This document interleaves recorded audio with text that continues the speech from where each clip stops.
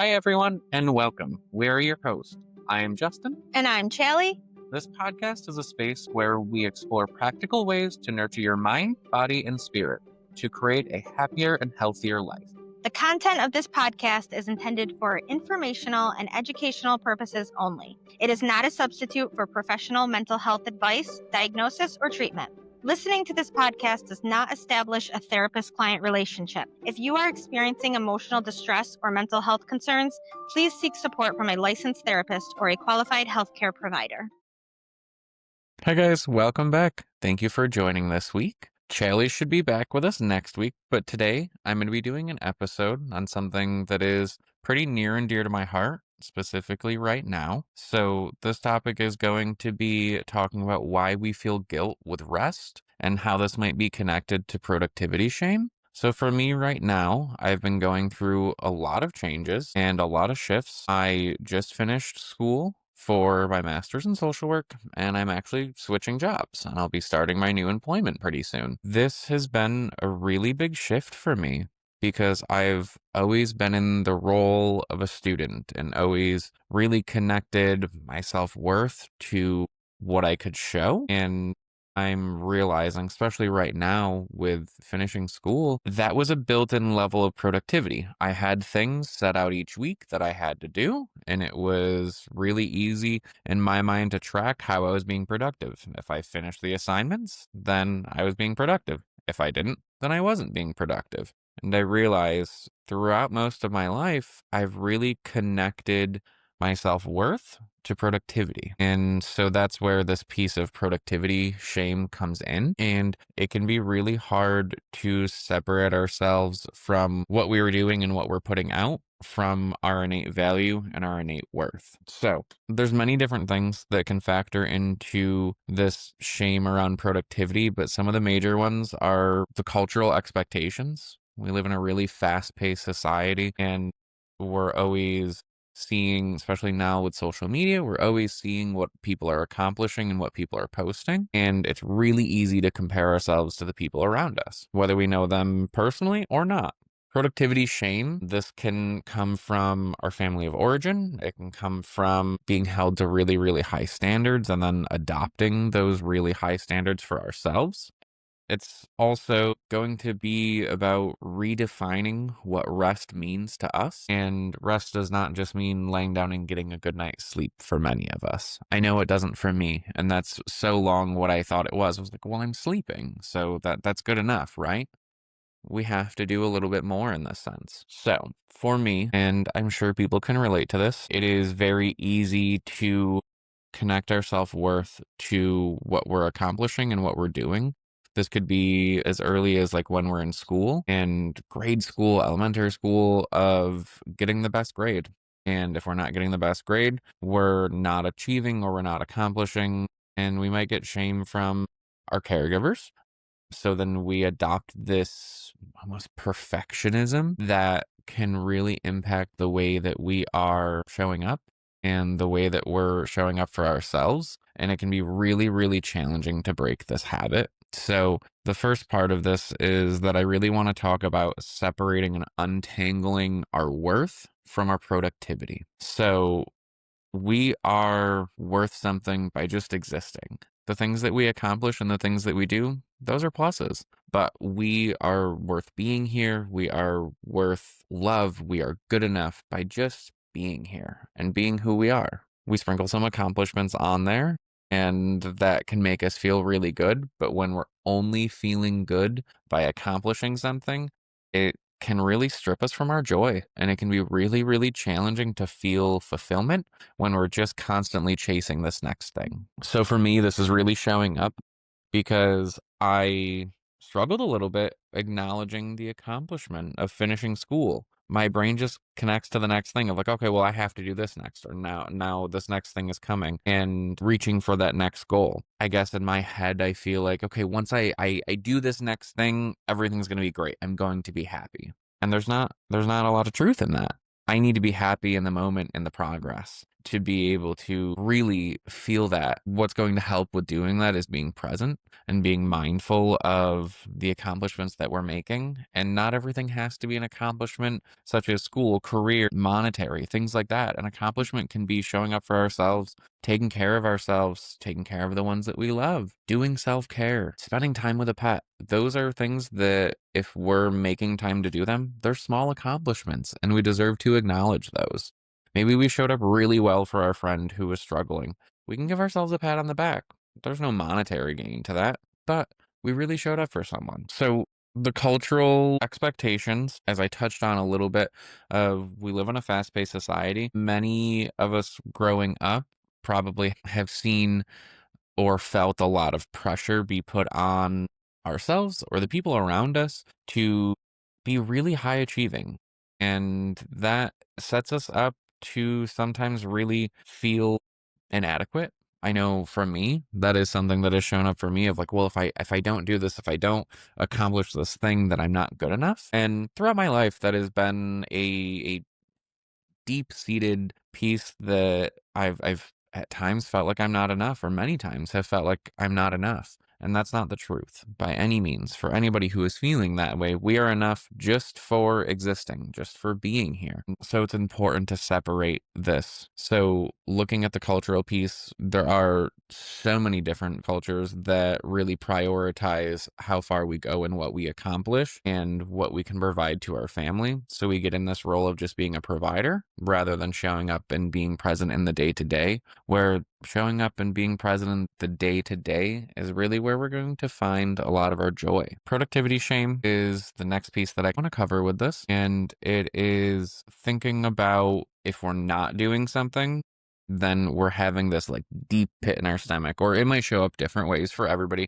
For me, it shows up as this like pit in my stomach that I'm not doing enough, that I should be doing something different, that I don't deserve to sit here and rest. And this is showing up for me right now because I didn't really have anything that I had to do or had to get done. So I hung out for a little bit and my brain was telling me that I'm not doing enough. I should be doing something different. I should be being productive. And it's a really tricky cycle once we get stuck in that. And we can feel stuck. And then we're not acknowledging the beauty of what we have. We're just constantly chasing that next thing. And productivity shame can show up as procrastination. It can be fear of failure. It can push us in positions of burnout and constantly being on the go and doing and doing and doing until we crash. And that's not healthy for us because that becomes a really repetitive cycle. And when we crash, then our body forces us to take that time to rest. And then it's not normally the way that we would want it to either. So thinking about productivity shame in a way that it impacts us is it's going to impact our mental health. It's going to impact our physical health because we're not taking care of our body and our mind because we're constantly striving for that next thing. This can also look like having poor boundaries and taking too much on constantly, putting too much on our plate time and time again, and then just getting so overwhelmed that we feel like we can't accomplish any of it. And then it could be really easy to try and find an escape from that. It might be scrolling. It might be finding an escape through a substance or trying to be so productive that then all we're doing is drinking coffee and being overstimulated the entire day, day in and day out. And unfortunately, at some point, that catches up to us, and then our body pays that price. And it can be really simple that then we get sick, or it could wind up in a more serious thing of us not paying attention and constantly being in burnout mode and not checking in with ourselves and just keeping it pushing. And then we're showing up miserably. Productivity shame also can show up in ways that we are putting too much pressure on ourselves. So then we're not showing up well for the people that do really care about us and don't really care about the achievements that we're making because they care about who we are and our well-being. And we might start to ignore them.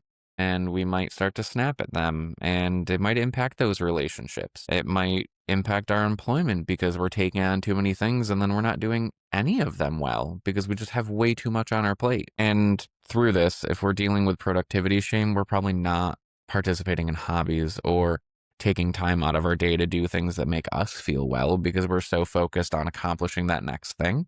It's really important to be able to look at the small joy in things. And it's really hard to do that if we're just always focused on that next bigger goal. And then we realize, I know for me, I realized that once I hit this goal, it didn't instantly make me happier.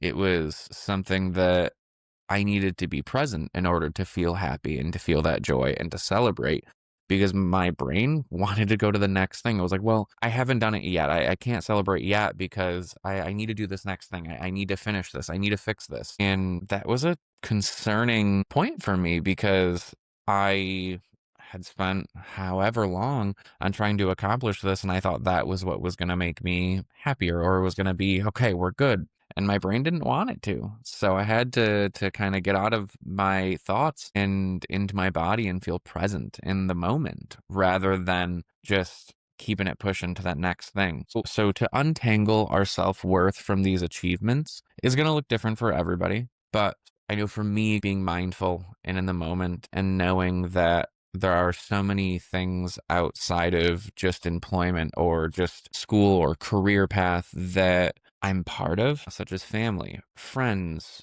community, and to be able to acknowledge those things is what is going to help me slow down in this moment. And then also this reminder that I'm enough. I'm enough for who I am. Take away all of those other pieces of my identity that we tend to focus on, especially being an adult. We focus on career or job or employment. Sometimes it is only being a parent, and that is our full identity.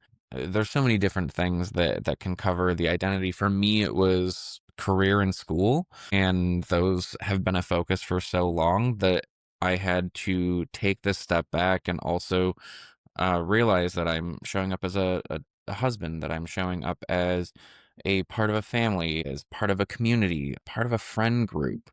And those are all different pieces of my identity that should have some balance rather than just having career and school be 95% of it and try to fit all those other things into this other remaining 5%.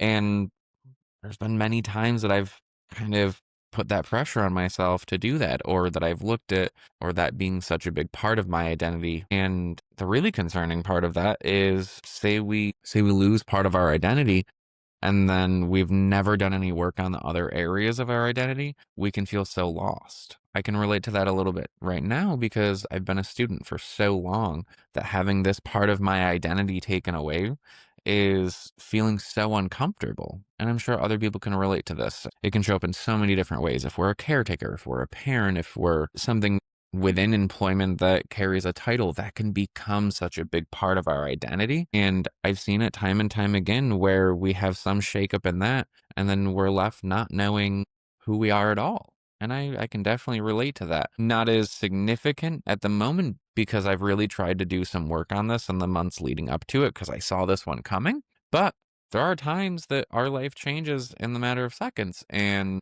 we don't see that change coming. So then when we're just left with the other parts of our life, it can be so challenging to then pour into those. So really important that we try and have a balance in some of the different parts of our identity, and then also realizing what brings us joy. I know for me, this was something that I didn't quite identify of like what else brought me joy. Like I didn't really have any hobbies to myself. Yes, my family and my friends and the community that I'm involved in, that brings me joy, but like things that I could just do without like contacting someone else, I didn't really have that.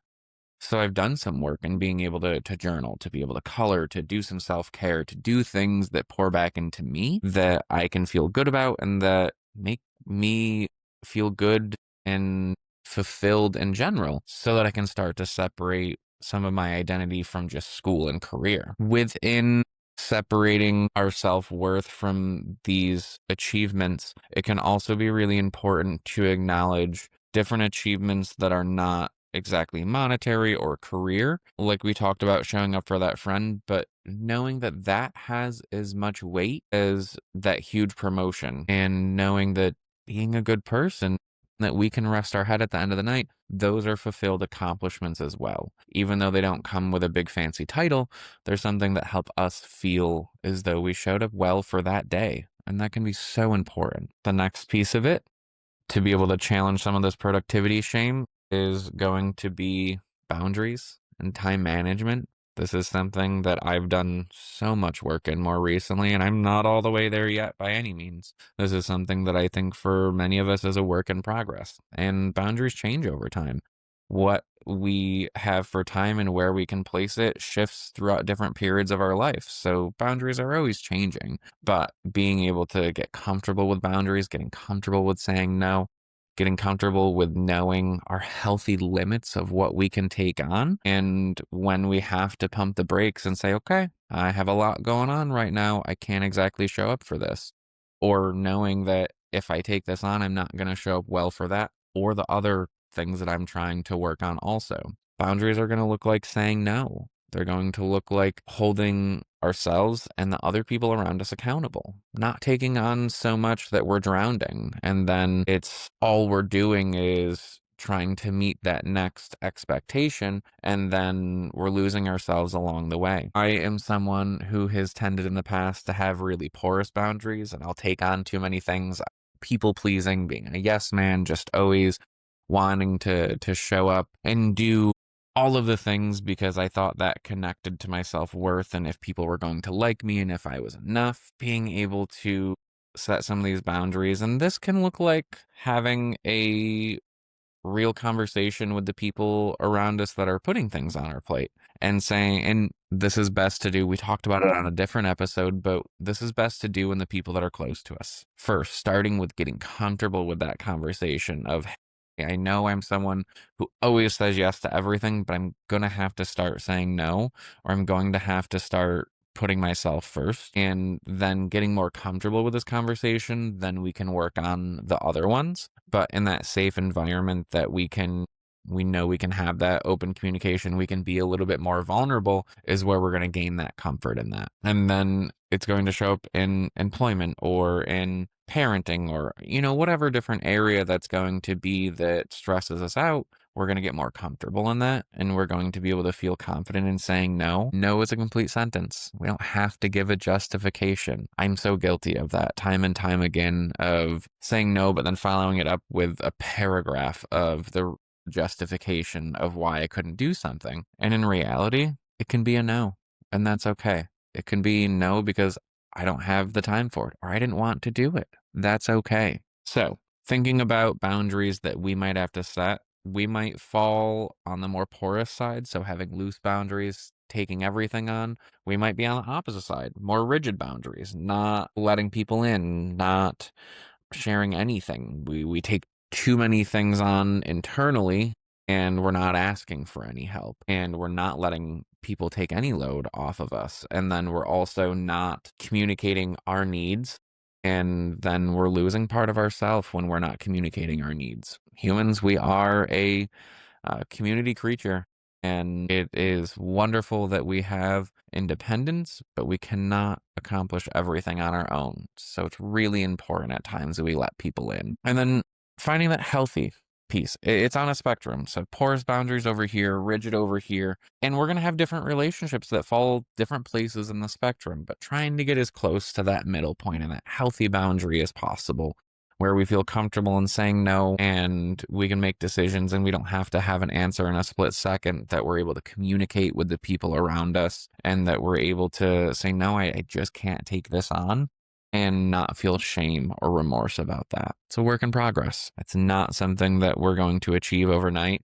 This is something that I have been working on for years and then even more intensely over the past few months. And it's getting more comfortable, but there's a level of discomfort in this for sure. Next piece that we can try and challenge some of this is going to be realistic goal setting. It can be really easy to fall into this level of perfectionism that we just want to do all the things and we do everything perfectly. Showing up and trying for the different things in our life are better than procrastinating or trying to do it perfect and then having a breakdown about it. I've been there. I can say that from experience that I've tried to do all the things so perfectly that I put way too much pressure on myself and it didn't turn out well. I didn't end up accomplishing the thing that I had wanted to, when maybe if I asked for a little bit of help or I acknowledged that there can be some mistakes made along the way, I would have been able to come to that resolution a little bit quicker. Setting these realistic goals that align with us